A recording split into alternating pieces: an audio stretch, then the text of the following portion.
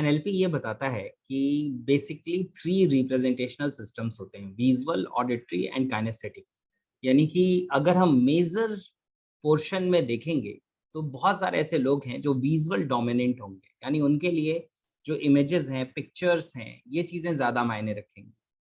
Second auditory यानी कि audio dominant, ये वो लोग होते हैं जिनके लिए जो शब्द कहे जा रहे हैं या जिस टोन ऑफ वॉइस में कहे जा रहे हैं या साउंड्स या खुद का इंटरनल कन्वर्सेशन, ये चीज़ें ज़्यादा इंपॉर्टेंट होती हैं।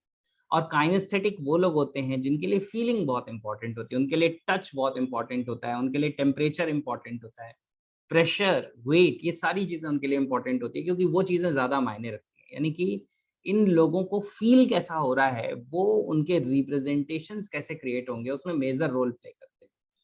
हमेशा मैं इस बात को कहता हूँ कि हमारे पास 2 हाथ हैं, राइट हैंड भी है और लेफ्ट हैंड भी है। हो सकता है कि आप राइट हैंडर हो सकता है आप लेफ्ट हैंडर हो, लेकिन दोनों में से किसी एक हाथ को आप ज़्यादा यूज़ करते हैं, इसका मतलब आप उस हैंड को लेके डोमिनेंट हैं। यानी कि वो आपका प्रिफर्ड हैंड है या डोमिनेंट हैंड है। इसका ये मतलब बिल्कुल भी नहीं होता कि आप अपने दूसरे हैंड को यूज़ नहीं करते। इसका सिर्फ मतलब है कि दोनों को यूज़ करते हैं लेकिन एक हाथ आपका प्रिफर्ड है। सेम इसी तरीके से जब हम बात करते हैं कि विज़ुअल, ऑडिटरी और काइनेस्थेटिक, तो ये तीनों ही मोड्स हर इंसान के अंदर होते हैं। लेकिन कोई इंसान विज़ुअल डोमिनेंट हो जाता है, कोई ऑडियो डोमिनेंट हो जाता है और कोई फीलिंग यानी कि काइनेस्थेटिक डोमिनेंट हो जाता है। तो सबसे पहले हमें ये याद रखना है कि कोई भी इंसान सिर्फ विजुअल, सिर्फ ऑडिटरी या सिर्फ काइनेस्थेटिक नहीं होता। वो हमेशा तीनों का मिक्सचर होता है। कोई एक उसका ज़्यादा हो सकता है, इस बात की प्रोबेबिलिटी है। अब समझने की कोशिश करते हैं कि जो काइनेस्थेटिक लोग होते हैं, कई बार ऐसा देखा जाता है, ऑब्ज़र्व किया जाता है कि वो जल्दी हर्ट हो जाते हैं किसी बात से या इमोशनल हो जाते हैं। तो ऐसा बिल्कुल है।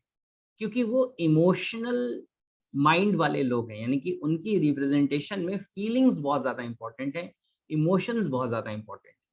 तो होता क्या है कि एक्चुअली बहुत गहरी समझ आएगी आपको जब आप इसको ध्यान से समझेंगे तो।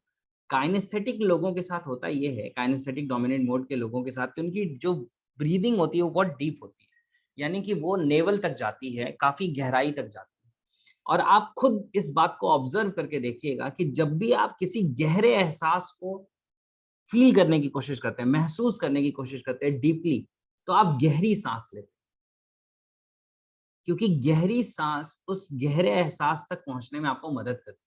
तो जिन लोगों की जो ब्रीदिंग है वो ऑटोमेटिकली डीप है, यानी कि वो मैक्सिमम चीज़ों को गहराई से महसूस कर रहे हैं, एहसास कर रहे हैं और उनका जो मोड है वो डोमिनेंट क्या है? उनका डोमिनेंट मोड है काइनेस्थेटिक, यानी कि वो फीलिंग वाले लोग हैं।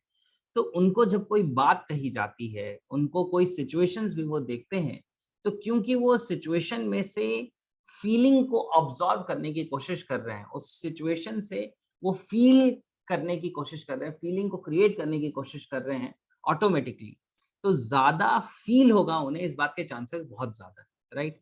जैसे हो सकता है कि एक कोई डिज़ास्टर की वीडियो है या कोई ट्रेजेडी की वीडियो है, हो सकता है एक विज़ुअल इंसान को वो इम्पैक्ट करे, लेकिन हो सकता है कि एक काइनेस्थेटिक इंसान को वो बहुत ज़्यादा डीपली इम्पैक्ट करे, क्योंकि वो उसकी फीलिंग्स में उतर जाए। हो सकता है विज़ुअल उसे एक बार देखे, हालाँकि विज़ुअल को विज़ुअल से फ़र्क पड़ता है, तो विज़ुअल इंसान को वो इमेजेस डिस्टर्ब कर सकती हैं। लेकिन काइनेस्थेटिक इंसान को अगर वो फ़ील कर लिया उसने, तो वो डिस्टर्बेंस उसके साथ ज़्यादा देर तक कैरी ऑन हो सकता है। इसका मैं एक एग्ज़ाम्पल और देता हूँ। काइनेस्थेटिक लर्निंग का मतलब होता है मसल्स की लर्निंग, काइनेस्थीसिया हमारी लर्न कर रही है। जितनी भी चीज़ें आप काइनेस्थेटिकली लर्न करते हैं, वो बहुत लंबे समय तक याद रहती हैं आपको। इसको कई बार मसल मेमोरी भी कहते हैं। जैसे आपने स्विमिंग अगर एक बार सीख ली, तो ऐसी प्रोबेबिलिटी है कि आपको सारी ज़िंदगी के लिए स्विमिंग आ जाए। आपने साइक्लिंग एक बार सीख ली, तो आपको सारी ज़िंदगी के लिए साइक्लिंग आ जाए। आपने डांस एक बार सीख लिया, तो वो डांस स्टेप्स आपके सारी ज़िंदगी के लिए आपके साथ हो जाए। क्योंकि वो सारी लर्निंग काइनेस्थेटिक है, काइनेस्थीशिया में उतर गई है। तो सेम ऐसे ही काइनेस्थेटिक लोगों के जो इमोशंस हैं, वो भी काइनेस्थीशिया में रजिस्टर हो जाते हैं जाके। यानी कि वो उसको पूरी तरीके से महसूस कर लेते हैं, एहसास कर लेते हैं, तो वो इमोशनली चीज़ों को ज़्यादा डीपली रजिस्टर कर लेते हैं। इस बात के चांसेस बहुत ज़्यादा होते हैं, right? So this is the clarity कि विज़ुअल, ऑडिटरी और काइनेस्थेटिक में काइनेस्थेटिक लोगों के इमोशंस को ज़्यादा स्ट्रांगली पकड़ लेने के या रजिस्टर करने के चांसेस ज़्यादा हो। I hope this make sense और इससे क्लैरिटी है। नाउ अब सेकेंड पार्ट को समझते हैं। अगर एक इंसान अपनी जिंदगी में सक्सेसफुल हो रहा है, तो उसके सक्सेसफुल होने के पीछे क्या उसके माइंड के ये जो थिंकिंग पैटर्न्स हैं, विजुअल डोमिनेंट, ऑडिटरी डोमिनेंट या काइनेस्थेटिक डोमिनेंट, क्या इनका भी रोल है? क्या सक्सेस जर्नी में ये चेंज होते हैं? राइट? तो इसे समझने की जरूरत है। बहुत गहरा सवाल है, ध्यान से समझेंगे तो समझ में आएंगी चीजें। देखिए, कुछ ऐसी चीजें हैं जो विजुअल डोमिनेंट है, कुछ ऐसे प्रोफेशन हैं जो विजुअल डोमिनेंट, तो वहां पे किसी पर्सन की जो विजुअल कैपेबिलिटी है, वो जितनी ज्यादा डेवलप होगी उसकी सक्सेस उतनी ज्यादा हो। यानी कि अगर कोई इंसान सपोज करिए डिजाइनिंग के प्रोफेशन में, डिजाइनिंग मींस इंटीरियर डिजाइनिंग है या कोई मैप बनाना है, कोई ऐसी चीज है, तो ऐसे पर्सन के लिए जो विजुअल मोड है वो बहुत काम का है, क्योंकि जो एक्चुअली बनाना है उसके पहले उस पिक्चर को उसको अपने माइंड में क्रिएट करना है। तो जैसे जैसे वो अपनी सक्सेस की जर्नी में आगे बढ़ेगा, उसकी विजुअल कैपेबिलिटी यानी कि उसका विजुअल डोमिनेंस जो है, कह सकते हैं कि वो बढ़ेगा, या ये कह सकते हैं कि विजुअल सेंसरी एक्यूटी उसकी और स्ट्रांग हो जाएगी। यानी कि विजुअल मोड जो है उसका वो ज्यादा ट्रेंड हो जाएगा, और जितना ज्यादा ट्रेंड हो जाएगा उतना ज्यादा वो पर्सन सक्सेसफुल हो जाएगा अपने पर्टिकुलर फील्ड में। राइट? अब बात करते हैं ऑडिटरी की। अगर कोई ऑडियो स्पेसिफिक फील्ड में है, यानी कि कोई अगर एक बहुत अच्छा ओरेटर है, वो सपोज करो एक न्यूज रीडर है, या वो बुक को रीड करने वाला पर्सन है, या कस्टमर केयर पे कॉल करने वाला पर्सन है, तो ऐसा पर्सन क्योंकि अपने ऑडिटरी मोड की वजह से अपने प्रोफेशन में एक्सेल कर रहा है, तो जैसे जैसे उस फील्ड में वो आगे जाएगा उसकी ऑडिटरी सेंसेस और ज्यादा ट्रेंड हो जाएंगे, उसकी वॉइस मॉड्यूलेशन और अच्छी हो जाएगी, और वो उसकी सक्सेस में कंट्रीब्यूट करेगी, वो सक्सेस में उसके रोल प्ले करेगी। राइट? सेम इसी तरीके से कोई काइनेस्थेटिक पर्सन अगर है, यानी कि जो काइनेस्थीशिया से वर्क करता है, फीलिंग से काम करता है, तो इस तरह के जो प्रोफेशन होते हैं जैसे स्पोर्ट्स है, डांस है, राइट, जो इस तरह की चीजें हैं, उस पर्टिकुलर फील्ड में काइनेस्थेटिक ट्रेनिंग उसकी ज्यादा हो जाएगी, यानी कि उसकी सेंसरी एक्यूटी जो है, यानी एक्यूरेटनेस ऑफ सेंसेस जो है, वो काइनेस्थेटिक ज्यादा स्ट्रांग हो जाएगी। तो जितनी ज़्यादा वो स्ट्रांग हो जाएगी, उसकी सक्सेस उतनी ज़्यादा हो जाएगी, क्योंकि अपनी उस सेंसरी एक्यूटी के कारण वो औरों के कंपैरिजन में ज़्यादा अच्छा परफॉर्म करेगा। राइट? तो हमें ये समझना होगा कि क्या रिलेशन है, अगर हम बात करेंगे क्या रिलेशन है प्रिफर्ड थिंकिंग सिस्टम और सक्सेस में।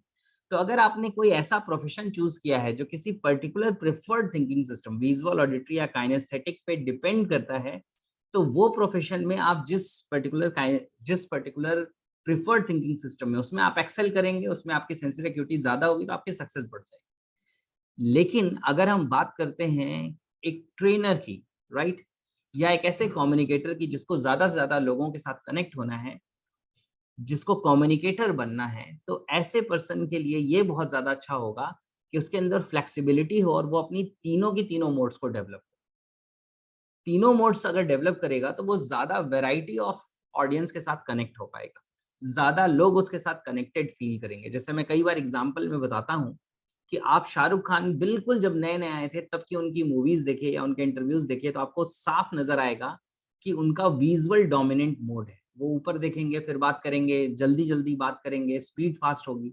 लेकिन जब आज की आप उनकी वीडियोस देखेंगे, आज से कुछ साल पहले की वीडियोस देखेंगे, जब वो इंटरव्यू में बात करते हैं या स्टेज से बात करते हैं, तो आपको ये नजर आएगा कि अब जो उनकी चीजें हैं वो काफी बैलेंस्ड है। ये कहना कि वो विजुअल है, उनकी स्पीड ऑफ वर्ड से बताना बहुत मुश्किल हो जाएगा।